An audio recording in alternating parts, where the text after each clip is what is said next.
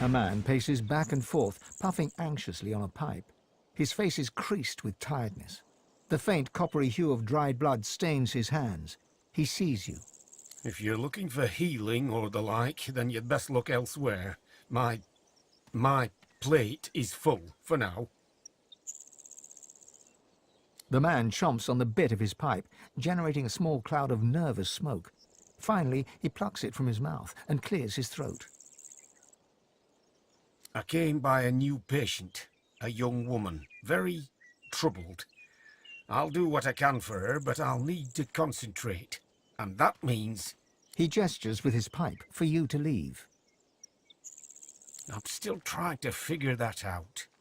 She seems afflicted with some sort of rabidness. It makes her difficult to approach and nigh on impossible to treat. I had no choice but to lock her in my cellar, for her safety and my own. Oh, fine. You can help. Take this key and go to the cellar. I'll join you there. Just be careful. I wasn't jesting before.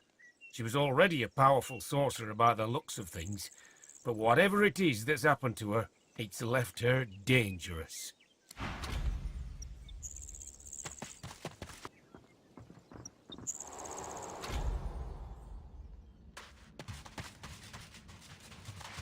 We need to get closer. Then maybe I can sedate her. Across the cellar, a shape bearing some resemblance to a woman lurches around to face you. It utters a marrow-curdling gurgle. She senses us. Be calm and quiet.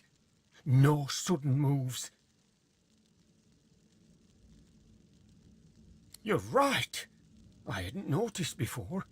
Couldn't get close enough. We have to help her. Maybe we can reverse whatever was done to her. All right. We need her subdued, understand? Do whatever you can to knock her down. Just don't go too far, or you might kill her. Another gurgle, sharper, angrier. Then the sound of rapid footfalls rushing towards you.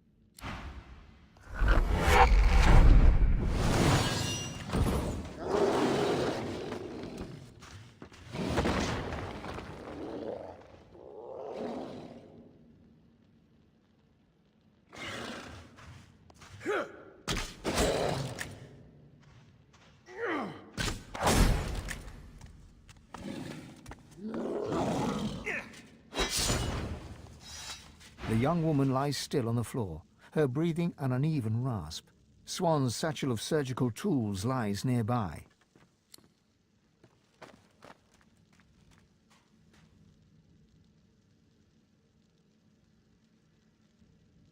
Tap, tap, tap. Tap, tap, tap. Crack. After much effort and a lot of blood, you've created a ragged hole in her skull. Not the finest job, but it will serve. Something moves along her exposed lobe. It's a maggot of some kind.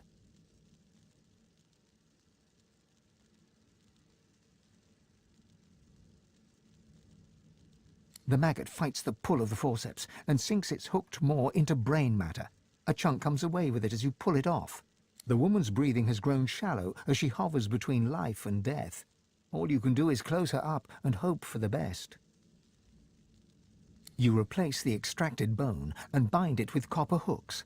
Then you draw the scalp back in place and start stitching the incision shut.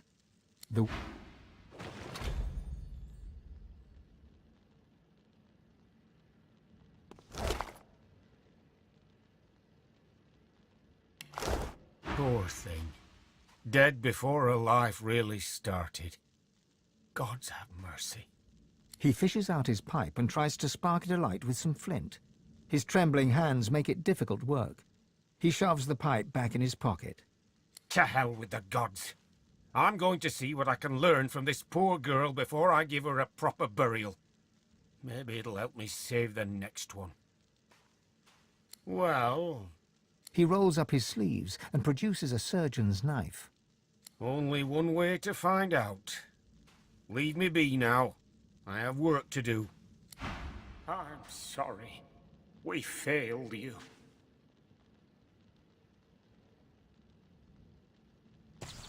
The shaggy dog keeps his distance, wary eyes sizing you up as his hackles rise.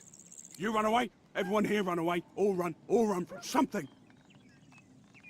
He cocks his head to one side, confusion and suspicion wrinkling up his fuzzy face. I ran away from bad man. Very bad man. Man wanted to make me spider food. I know. I can sniff good and bad. Riker bad. Bad man. So bad. I liked his house. Big garden of stones. Lots and lots of bones to dig. Good, tasty bones. But when I sniffed him, how he is for true, I ran and ran and ran. He paws a few tentative steps closer and sniffs all around you, nose wrinkling with concentration. Some bad. Most good. Good enough. Good enough. He bounds forwards and licks your face effusively. His breath stinks of graveyard clay and ancient bones. Immediately, you feel an allergic reaction developing on your cheek, hot red blotches spreading in an angry rash. The dog scurries away to sniff about the area, leaving you with his approval and an itchy face. An older couple is crouched behind a cart, exchanging sharp whispers. They'll tear the place down! They'll tear us down if we don't stay quiet. Careful, eh? There's void woken up yonder, in the farmhouse. Plenty of room for you here. Aye, stay. But do keep quiet, the lot of you. Just hush, now. Clear 'em out? Are you mad? He's not mad, Conway. Look at him. Looks like he's our best shot at getting the farm back. Good luck, love. Take care of yourself against those nasties. Be careful now. Those beasts are nothing to sneeze at.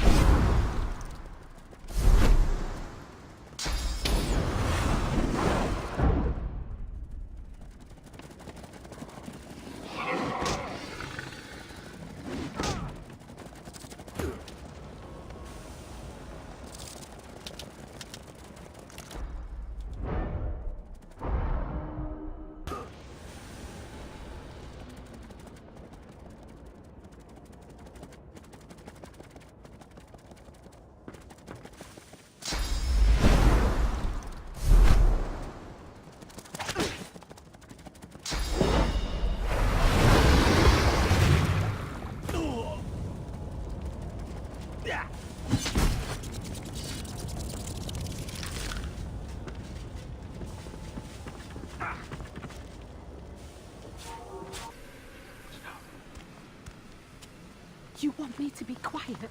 Then stop shushing me. Any word, love? Did you really now? Well and truly? Listen. It's quiet. They're really gone. Oh, Conway. We can go home. Conway and Lynn pull you forward into a great strong hug. Lynn kisses your cheek. Conway claps your back. Conway, you still got Hanag's things. Someone like this would know what to do with them. Put them to good use. It's what she'd want. That's right, Lynn. That's surely right. Here, take this. Dear friend of ours left them with us for safekeeping. I don't think she'll be back anytime soon. Conway hefts a heavy sack toward you, head slightly tilted in a grateful bow. Oh, Hanag. Such a sweet dear. Sweet. That's one word for her. But she was a friend, anyway. The sorcerer. I'm not ashamed to say it. We tried to help her. Everyone needs help sometimes. Especially when bloomin' magisters are hunting you out with those dogs of theirs. Well, but we didn't know she'd bring those beasts. We surely didn't know. Well, ain't no shame in being whoever you are. You'll be all right soon as all this blows over. And so will we. I bet Hannah'd want to meet you. She needs friends. She isn't bad. All this was just an accident. When the Voidwoken came, she ran off in the direction of the cloister woods. It's true, she's a dear spirit. Just push too far, you know? You let us know if you meet her. Tell her we miss her. Tell her we're all right.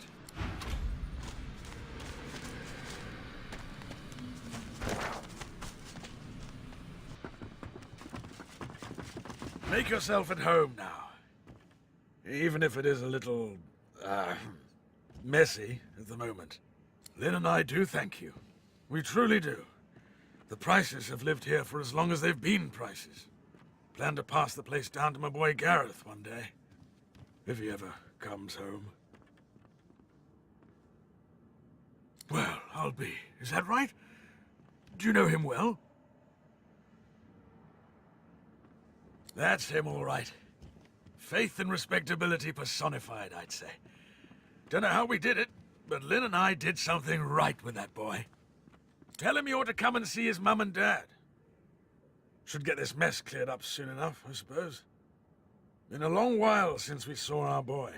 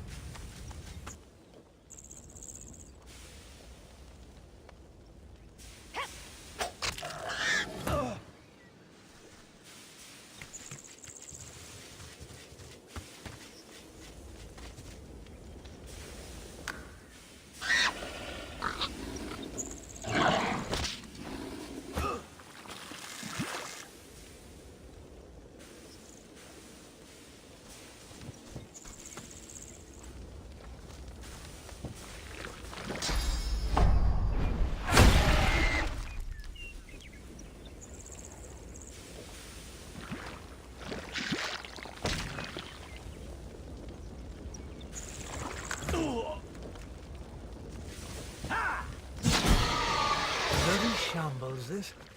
My thanks for your help. He takes a pull from a water canteen, then splashes some over his blood-stained hands. No, it ain't mine. A sorcerer fugitive was hiding here. Some of the locals were stupid enough to help him. We got a tip-off, but he wasn't willing to go quietly. These Voidwoken appeared, thanks to him. It was messy. A lot of the locals didn't make it, and those that did, well, there's a price for helping sorcerers. Any trace of gratitude for your help against the Voidwoken drains away in an instant. Take my advice and don't say another word, hear me? Sorcerers brought this plague down on us. Them and the sort of folk who see fit to help them. They'll all get what they deserve. You can join them if you like. Otherwise you can shut your trap. Damned idiot! You asked for this!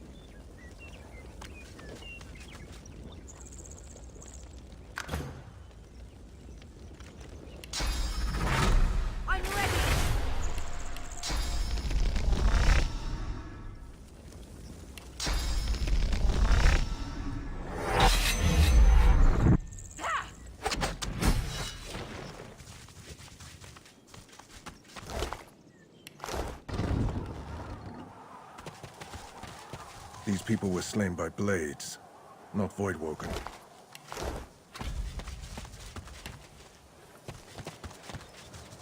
I'll give you fair warning, stranger.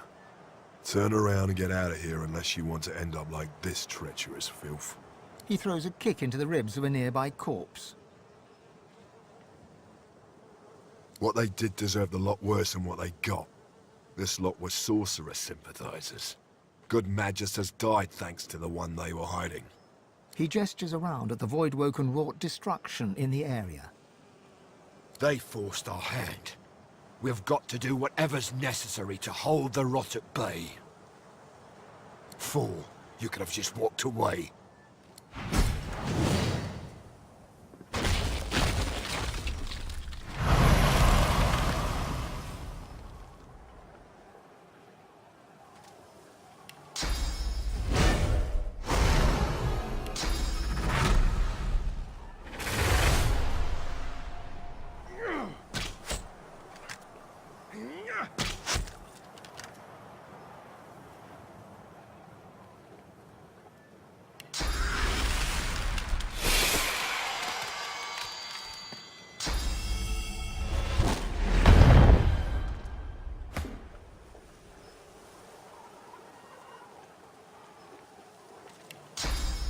I'll yield to none.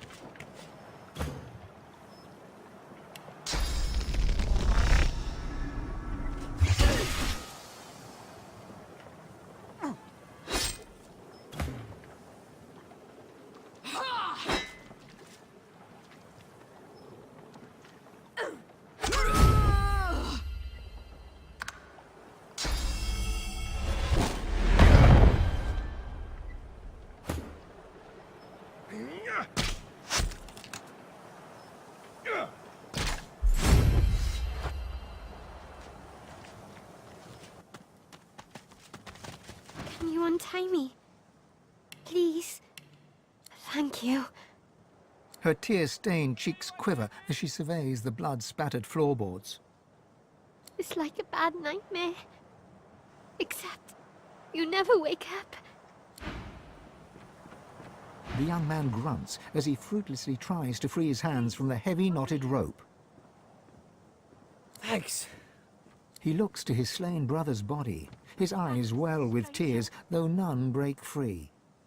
We didn't deserve this. We didn't deserve any of this. The bereaved father weeps uncontrollably.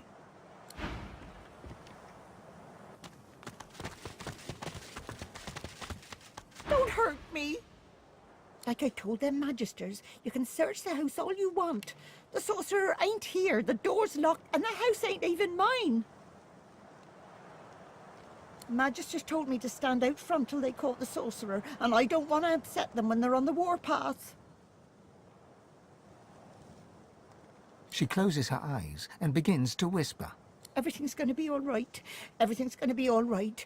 Everything's going to be all right. Everything's going to be all right. Everything's going to be all right. Everything's going to be all right. Who are you?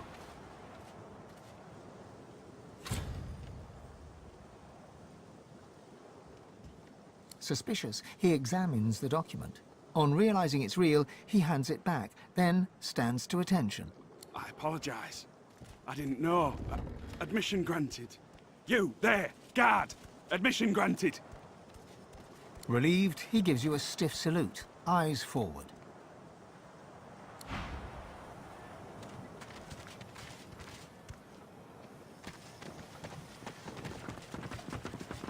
White Magister Jonathan's got that sorcerer on the ropes up there. Would be better if it were that Hannah woman, but I'm not complaining.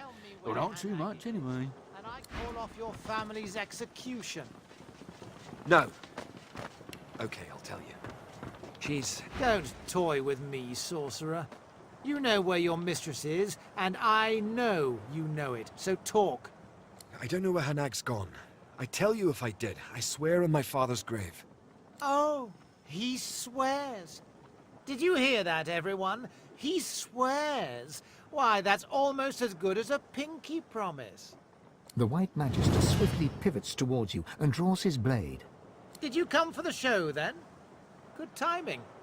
The interrogation scene is over, so we're almost at the climax. He chuckles and pokes the inside of his cheek with his tongue. The Hammer herself sent you, did she? Well, you'll just have to report back to her with the truth.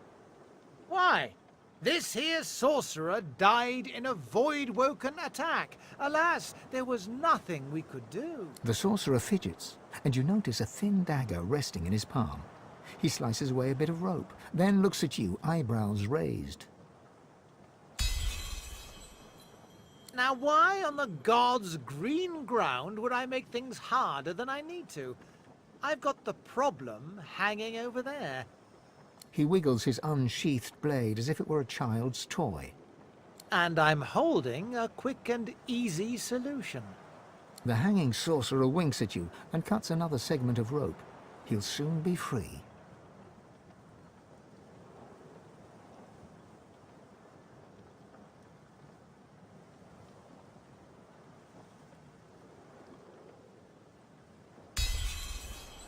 Well, she... His eyes narrow. What are you playing at? The White Magister spins on his heels, just as the hanging sorcerer breaks free of his bond. A plot twist. I love it. Keeps things interesting. Damn all of you!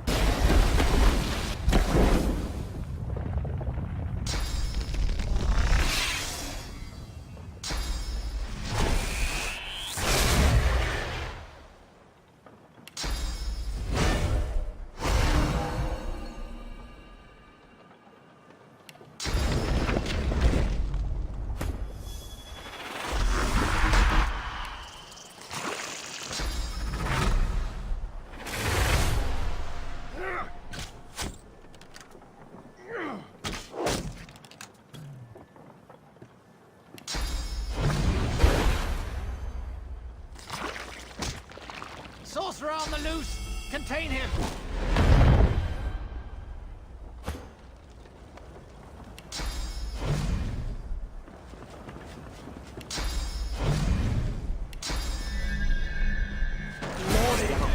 Finally.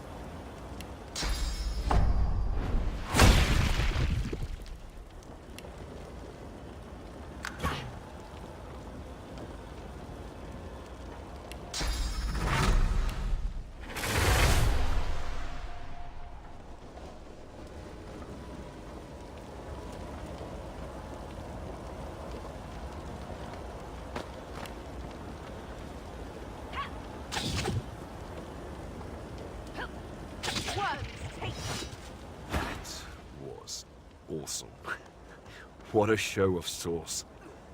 You'd give Hanag a run for her money. He pauses a moment, and the amazement fades from his face. On your way here, did you see my family, by chance?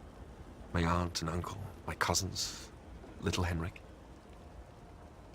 Gwydion exhales slowly, evenly. I have to go. They're in danger. If they're still alive. The sorcerer waves goodbye, revealing the rope burns on his wrist from where he'd been bound and hanged.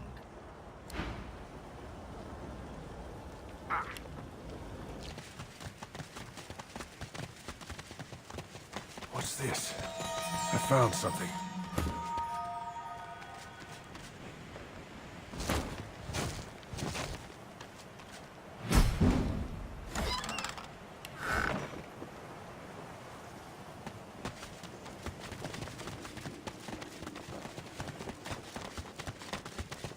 I'm on the right track. That tablet Riker wants has to be close.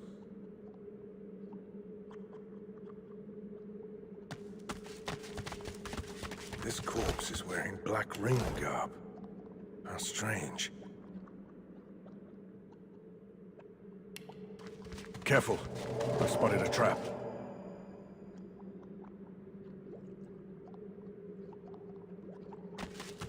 Look out. I see a trap nearby.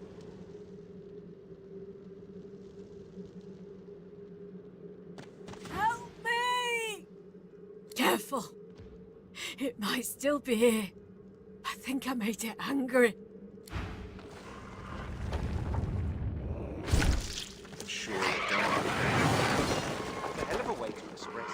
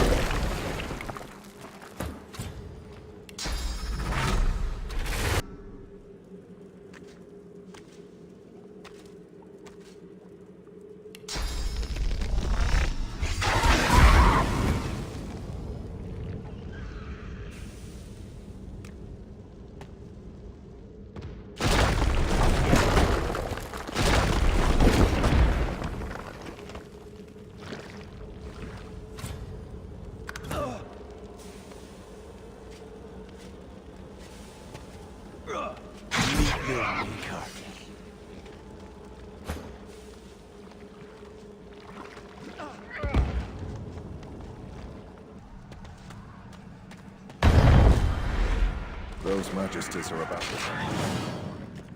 I could.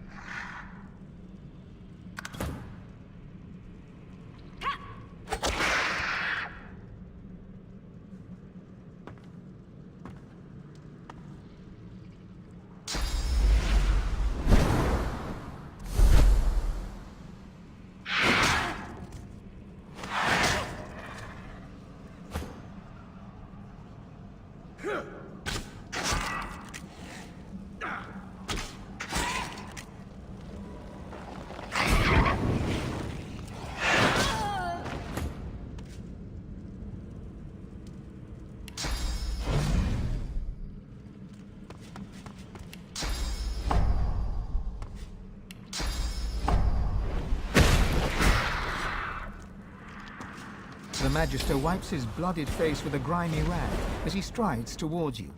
Eyes narrowing with suspicion, he halts several feet away, one hand on the hilt of his weapon. And you are?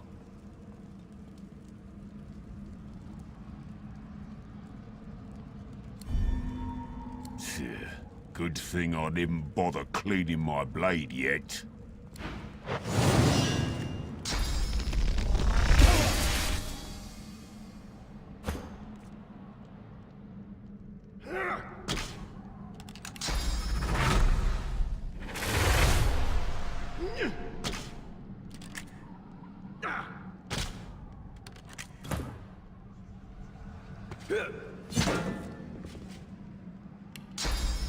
I'll yield to none.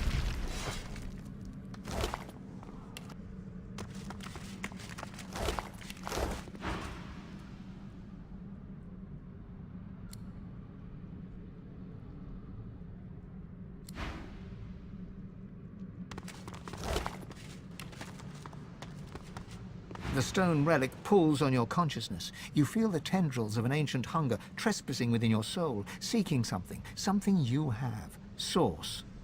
As your fingertips brush the cool stone, you feel the depths of your being crack open. Your power flows from you into the relic, yet a reverse current flows back into you with a new power, a different power. A sharp electrical shock repels your hands from the stone and sends you staggering backwards. The shapeshifter. That's something I want to craft. And fast.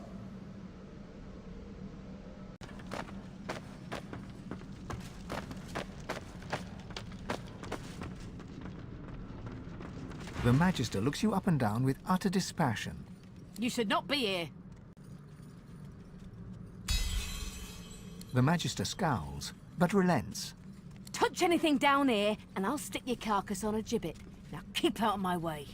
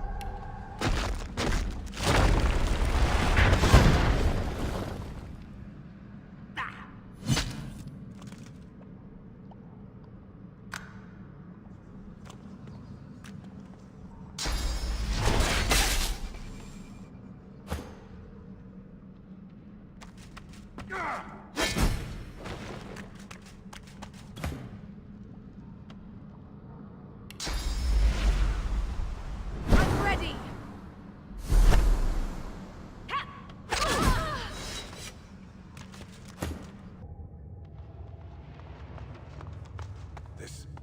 This is the archaeological discovery of a lifetime.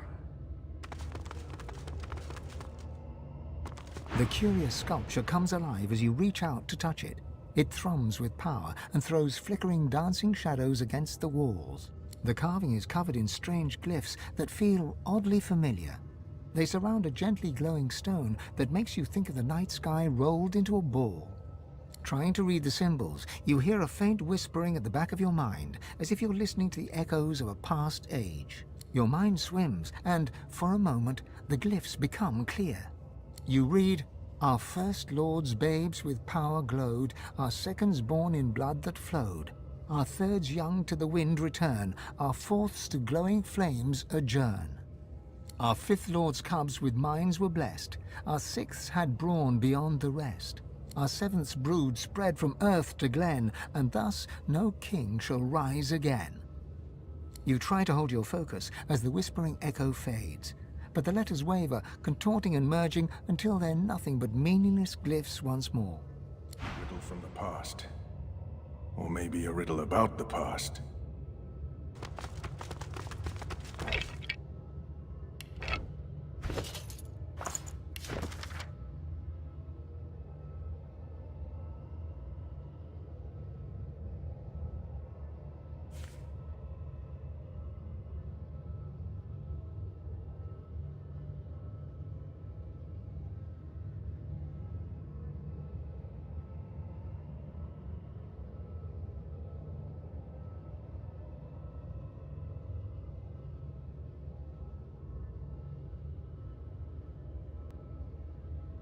What a way to die.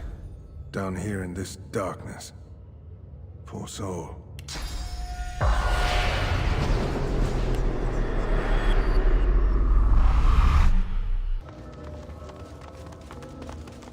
It's Amadia, the mother of wizards.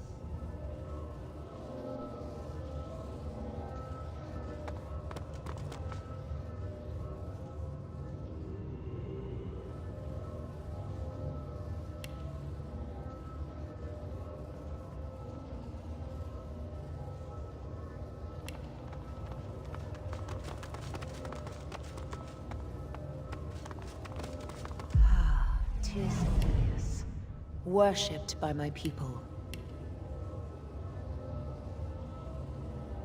Ah, Duna, a true god, stout of heart and fierce of face. Blessed Solstice, an elegant god for our elegant.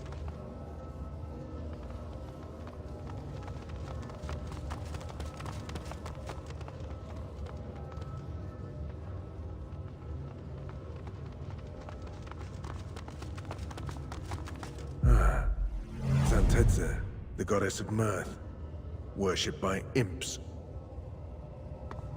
The god of the orcs, Brogir. Ralik, I used to pray to you when I was young. That's it. We're through.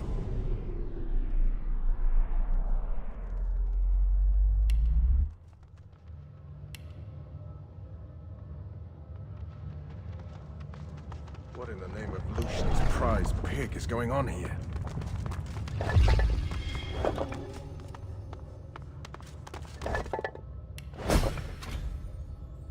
I wonder what they did in life to deserve such a resting place.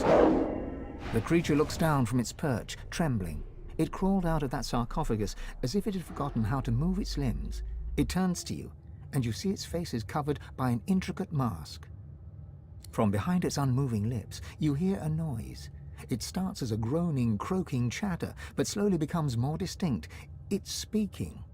May Saravel te de larentu, Shamory?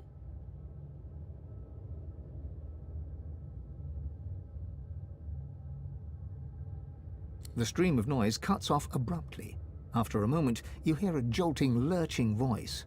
It wears the face of Ralik, but speaks the tongue of beasts. How cruel. I suspected the Seven Lords won the war after they locked me here, but seeing their faces on dumb creatures, a depressing confirmation. Gods? What is this senseless braying? The Seven Lords were Eternals, just as I am. Deep within your soul, you feel your god stirring at the sound of the voice. You can feel its anger and fear swelling inside you. The creature leans forward to get a better look at you, clucking and tutting under her breath. It seems to be a simple form at its core, a sauce vat. A walking, unfortunately talking, sauce vat. Fascinating. I wonder how to extract the sauce from the vessel without... She pulls back suddenly, recoiling in horror. It is rotting. Almost imperceptibly, but it decays before my eyes. It does not even have a century left. The god within you reacts, his emotions a cocktail of fury and fear. You hear his voice, demanding that you give him control, demanding your body obey his will. Aetera, you worm. An eternity locked away was too good for you. I should have seen you ground to dust and fed to the wind. Your heresies deserve nothing less. The figure recoils, as if struck. Rallic! What happened to you? Did you truly fall so far? Silence! It is your king that has fallen. He and all the other eternal cowards were flung into the void. And the power you were too scared to hunt has made me a god. And yet, here you stand. Small, weak, decaying. I will not even need the Aeteran to grind you into the dust. You feel your god freeze at the mention of this Aeteran, a cold terror settling in your chest. Where is it? Ha! Of course you never found it. You always lacked imagination, Lord Rallic. I hid it in these very caves, although I can feel its distance now. Someone has uncovered it. Perhaps they intend to flay the godliness from you. No matter. Given your pathetic state, it is mine to collect at my leisure. As for that monstrosity you have made your shell, it was designed to die, and I think it is time that design were fulfilled. Do not worry. The source shall not be wasted. It will carry me from this tomb. It will bring me freedom at last.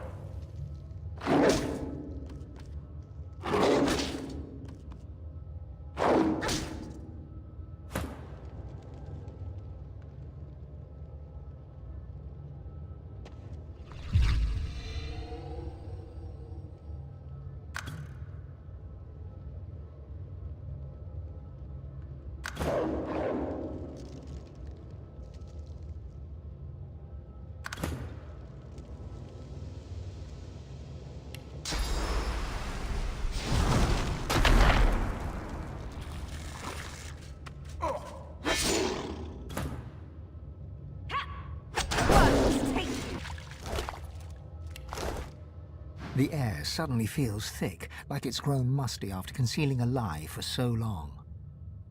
Their tale is one of scholars becoming gods. If they could, we can.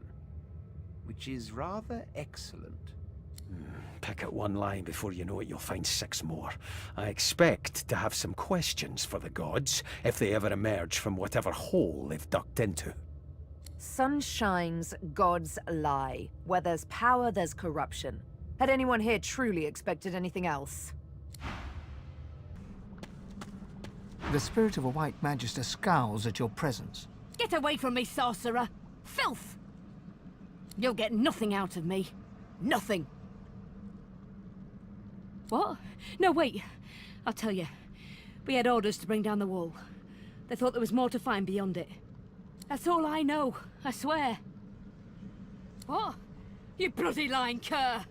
I hope this cavern buries you alive!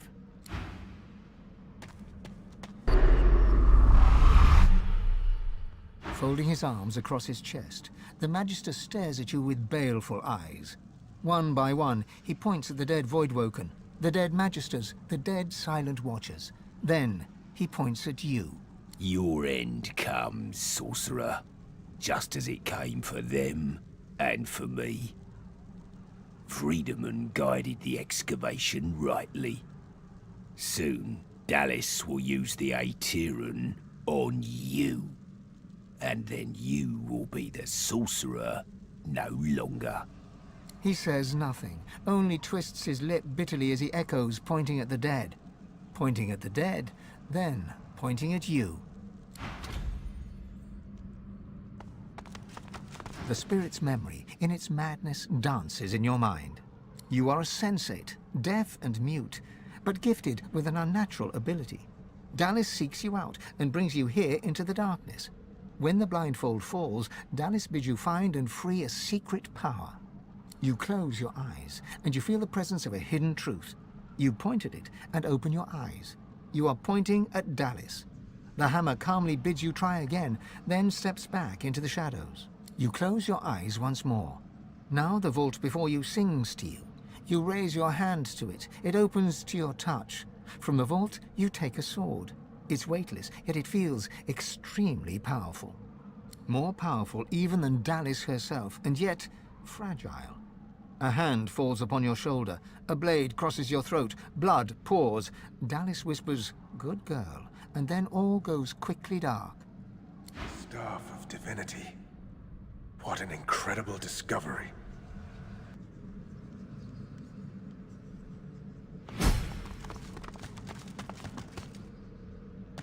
The unusual tablet is marked on all sides with runic inscriptions that look like they were hacked into indecipherability with a chisel or similar instrument. As your fingertips trace these mutilated runes, your eyes flicker closed of their own accord. You see nothingness, vast, dark, and empty. You sense something ancient watching you, perusing you like a prison guard would watch a wayward ant scuttling across the floor of a cell. From within the endless emptiness, a voice hums into being and calls to you, God-woken. You sense an interest within the cold voice addressing you. Beyond the interest, you sense fangs, voracious hunger, a bottomless appetite that no sustenance could ever sate. You see your life flash before your eyes, every memory flitting by like a moth's wings at a lantern. The vision reaches the present moment and diverges into multiple strands, impossible to keep track of. Your brain aches with the effort of trying to keep up with the intelligence as it sifts through your every potential future. You see salvation and destruction and every shade of existence in between. And all of a sudden, it's over. Blackness rises once more, just as it was at the start. Eternal darkness and you. An electric feeling pulses in your fingertips, and a force field of some kind pushes you away from the tablet. That was some kind of test. I'm really not sure whether I passed or failed. The tablet looks the same, but you cannot touch it. An invisible force field of some kind prevents you from touching the mutilated...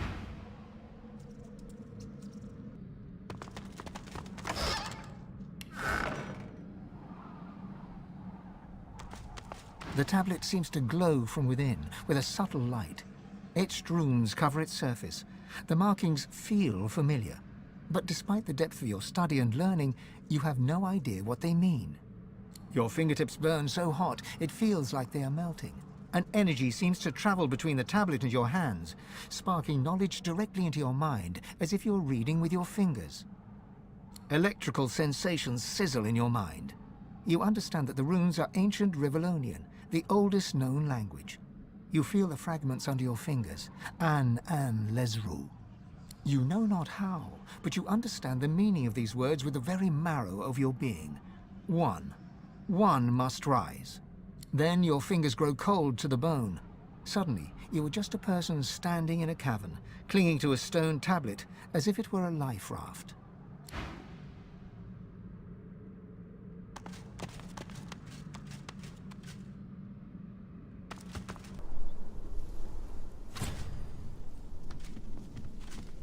Before you stands the ghost of an older woman. Clad in flowing Magister's robes, she peers around the room as if looking for something lost. On seeing you, she brightens and extends an ethereal hand. Magister Pavlonia, charmed to meet you, I'm sure. Your hand passes right through hers. She shrieks, horror animating her face. Oh, my hand! My fingers! Well, really, I'm quite aware of that.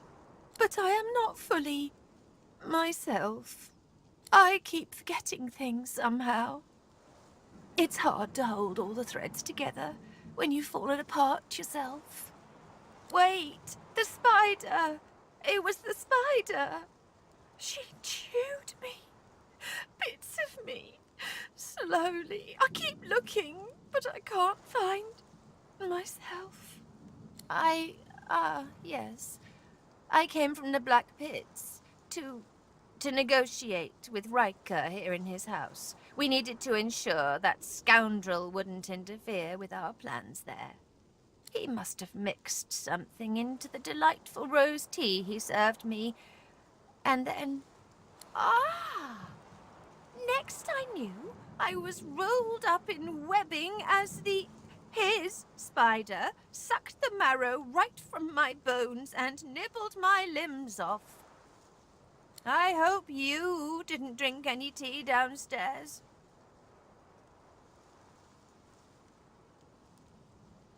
She throws you a haughty glance. In the sharp lines of her face, you see steely determination overtaking the spirit's distracted manner.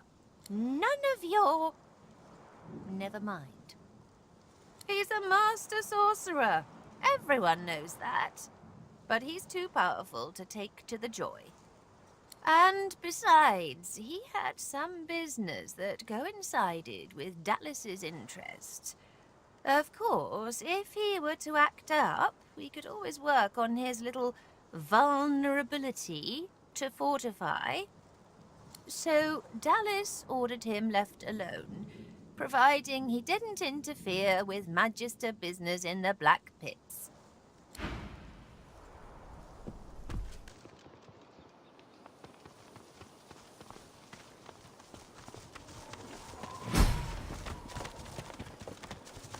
A haughty-looking undead woman, unmasked, surveys the ground around her, seeking something. Suddenly, her head swivels, and she trains an imperious gaze upon you. What side do you take? Her voice is clipped and detached, with metallic overtones. It even seems to echo, as if she's speaking to you from very far away. She cocks her skull to one side with a nightmarish creak. Though her shiny visage is completely devoid of emotion, you sense confusion in her manner. Confusion and more than a little scorn. Quick now, quickly. Do you support Divine Order or Black Ring? So long as you do not pledge allegiance to the Ring, we can talk. Perhaps even trade. I have books, though I hate to part with them. And you, hopefully, you have something I want. Eithne was my name. She slaps her face violently as she corrects herself, dislocating her loose jawbone and powdering the earth beneath her feet with bone dust. I was a librarian in arts for the glory of the Order. The Ring came, burnt my library to the ground. My books, they are all I have, all I had. I had to save them. The flames. There was no making it out alive. But as the fire caught my magical scrolls, they all turned to a rain of glittering ash. I awoke covered in it. And here I stand. She leans towards you with an unnerving creak, her eagerness plain. I'm looking for a particular book. A tome to teach me how to make corpses explode. Would you have anything like that I could learn from? She scuffs one boot in the ashen dust at her feet and gazes off to the far horizon. For my collection?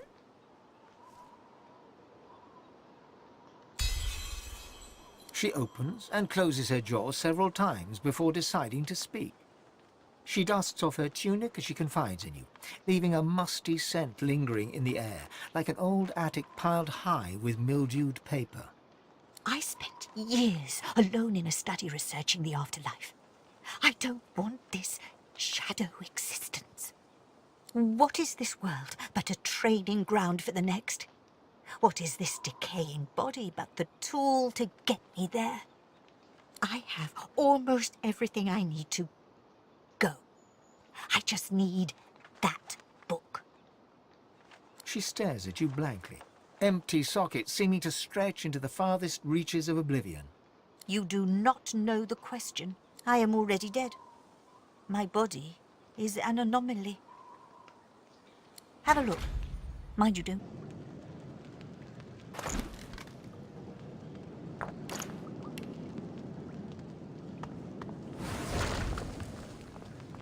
As you suck the smoke deep into your lungs, your vision starts to swim and cloud. There is an intense pounding in your head, and you can feel the world fading.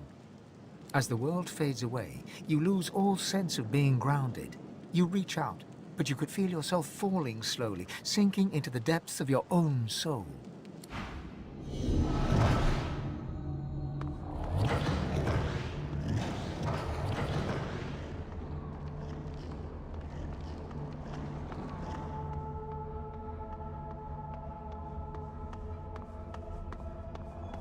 As you approach, Rallick greets you with a salute, though his face is marred by a pained grimace. My. How you positively brim with sauce. No wonder. After all the adventures you have had, all the things you've had to do. Oh, it's naught but a chill. Bit drafty in your soul, that's all. You should. A sudden shudder jolts through his body so violently that he drops to his knees, stunned into silence. Sauce washes over him, a wave over a single flame, but unlike last time, it seems to have precious little effect. An ancient curse escapes from his lips, spoken so forcefully that for a brief moment all light recedes into the webs of darkness. I have told you before, the void is stronger than ever. But so are you. I can sense the expanse of source inside you. You are ready to learn the spell I've yearned to teach you. The spell you will need when we reach the Well of Ascension. I have given you eyes that see the source. Now I will give you the teeth to take it. Rallick smiles, and you notice for the first time two vampire-like fangs glistening beneath his upper lip. A gulf of magic envelops you, and you feel a sudden, insatiable hunger for source. Go on. I'm here for you. Give in to your hunger.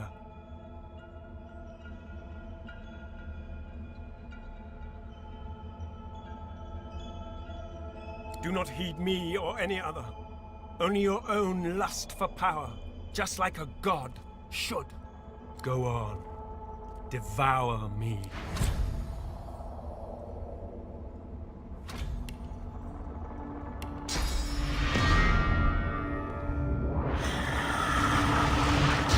Though your spell tore through him like a spear through flesh, Rallick looks grimly happy, if haggard. You speak the spell with brash ferocity, like I knew you would. My champion. Oh, do you still not see? There is no such thing as too much of your wild abandon. Let me tell you the one truth about what it means to be a god. It is to be the lion in a world of lambs. It is about power. And power is not given, it is taken. With your all-seeing eyes and your all-consuming teeth. You can see the souls of the dead. And now you can feed from them to your hungry heart's content. So feed, for you will starve until you finally feast upon the Well of Ascension. So you are. Your soul has become a vast enough expanse to house divinity. You are ready. We must hurry now. We must race toward the Well of Ascension with all the determination of the eagle diving for its prey. Your prey lies on a far-off shore, at the heart of the Nameless Isle. It is a place no one can reach unless their soul becomes their compass. He places a hand over your heart, and you suddenly feel it, an unmistakable pull in a new and distant direction.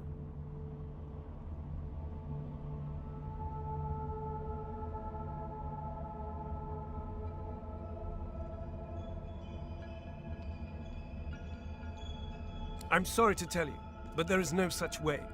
The battle for divinity is about to begin in earnest. The other gods and their chosen will try to outflank us, just like we must outflank them. But I will be with you, guide you, stand by you. Together we will prevail, you and I. The void will be overcome, and you will be the god of gods. The end is nigh. Don't fail us now.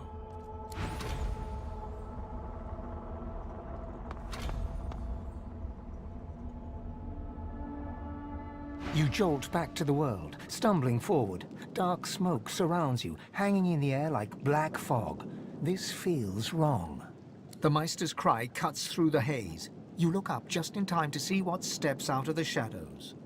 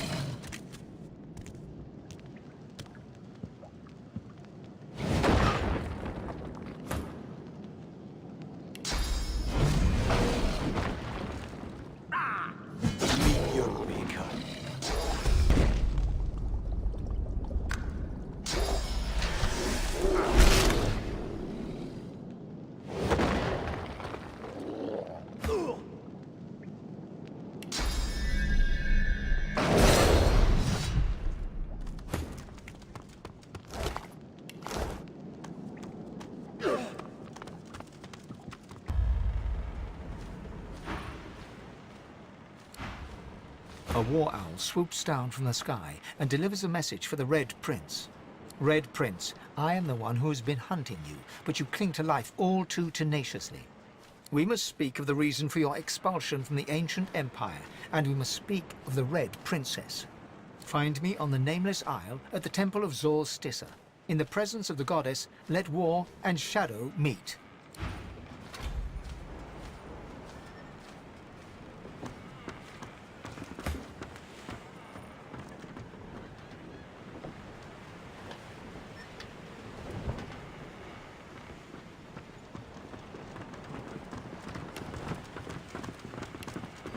Aren't you supposed to be off learning how to become the divine and whatnot? Her eyes flash with something. Anger, perhaps, or fear. But never mind. We better focus on the task at hand.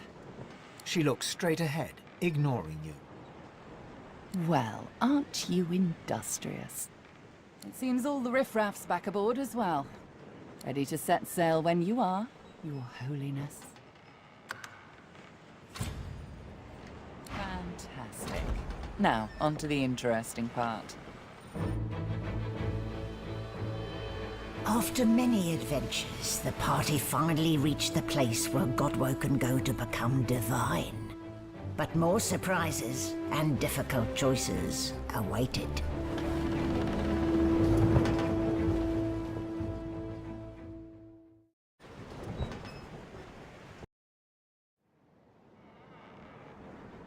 Here we are, the Nameless Isle.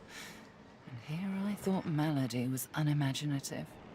Still, it's what's on the inside that counts, isn't that right? And this is the place you're meant to become a god. I can't help but wonder exactly what you intend to do with such a power. I have no doubt about that, but do remember, you can do what's good for you, too. All things in balance, you know. You'll want to hurry now. Divinity is waiting, after all. Excellent question. Normally, this place ought only to be known to Godwoken, but judging by the ships burning in the bay, there's been a breach, let's call it. Regardless of who's on the island, all that matters is who ascends. Make sure that's you. The strongest will survive and ascend.